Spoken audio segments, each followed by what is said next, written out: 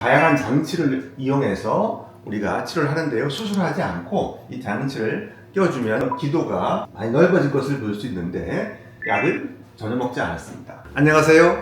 연세대학교 치과대학 외래교수를 맡고 있는 치약 박사 서종진입니다. 오늘 아이 코골이에 대해서 설명드리겠습니다. 아이들이 잘 때 입을 벌리고 자거나 또는 코를 골면 피곤해서 그렇겠지 라고 생각할 수 있지만 이것은 빨리 치료를 해야 되는 질병의 일종입니다. 아이들이 뇌로 가는 산소가 부족하고 발달에 문제가 있다 라고 SOS 신호를 보내는 것이죠.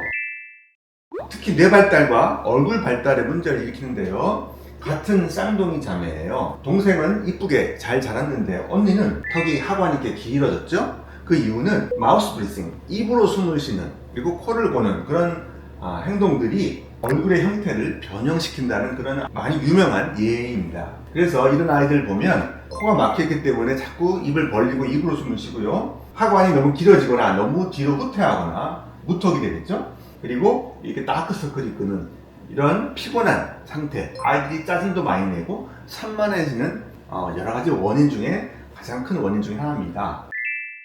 5세 여자아이인데요. 잘 때 항상 입을 벌리고 자고요. 코가 자주 막히고 감기가 자주 걸린대요. 그리고 가끔 코골이는 것 같아요. 이런 문제를 가지고 저희 치과에 왔습니다.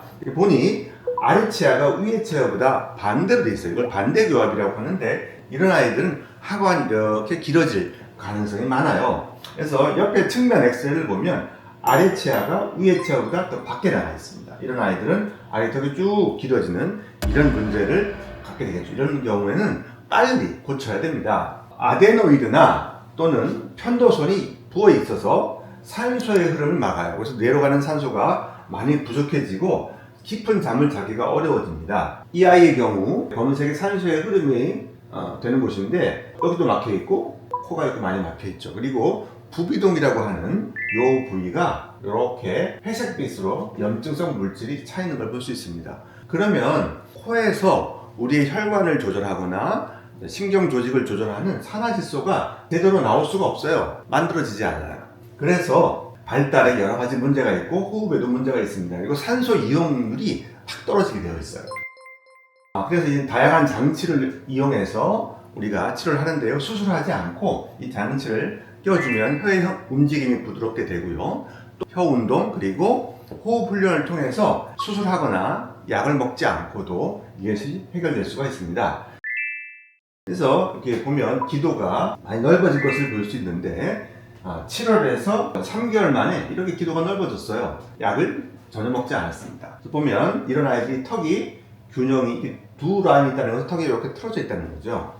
틀어진 것이 이제 회복돼 가는 단계고요. 보면 여기 있는 부비동의 염증이 이렇게 많이 개선된 걸 볼 수가 있습니다. 이게 척추도 좀 틀어져 있어요. 옷이 이쪽에 많이 내려가 있죠. 어깨도 이렇게 틀어지게 되고 그런 것들이 혀를 운동을 통해서 이렇게 자리를 잡아가는 모습을 볼 수가 있습니다.